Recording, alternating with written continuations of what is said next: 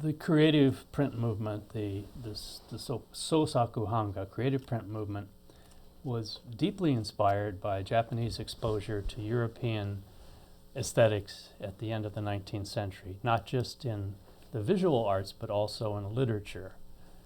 It's a whole other topic, but in novels, the Japanese begin to explore using the first-person pronoun, the I novel, the I story in describing emotions and describing narratives. And the ego, the personal, begins to take over both in literary and visual arts. So what makes the I in Sosaku Hanga? The fact that instead of a guild producing these beautiful, smooth, clear, technically exquisite prints, a single person does a sketch, carves the block, makes the print, all with his or her own hands.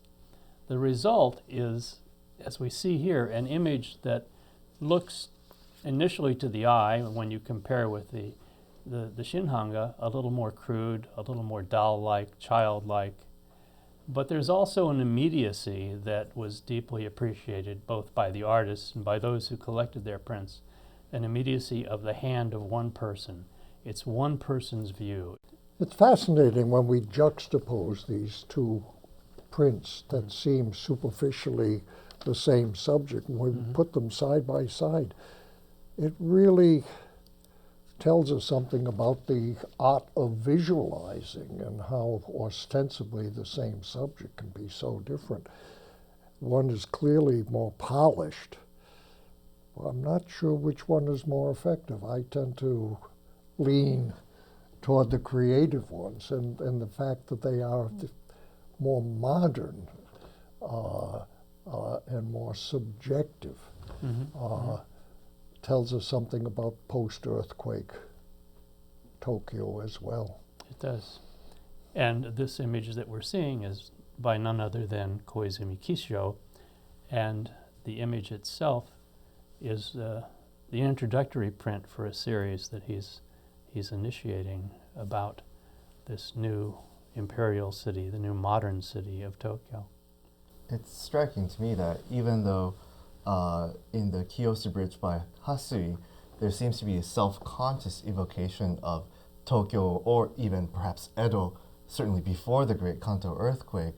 You don't really see that harkening back in the Koizumi Kishio's image. And actually, at least at a glance, there isn't seemingly anything discernibly Japanese per se in the Koizumi image of the bridges. Am I reading it correctly? I think that's a good observation, and I would agree with you. It's there is a Western flavor of a harsh, stark modernism, and immediacy is the key. You feel a personality here. He mentions two bridges in the title.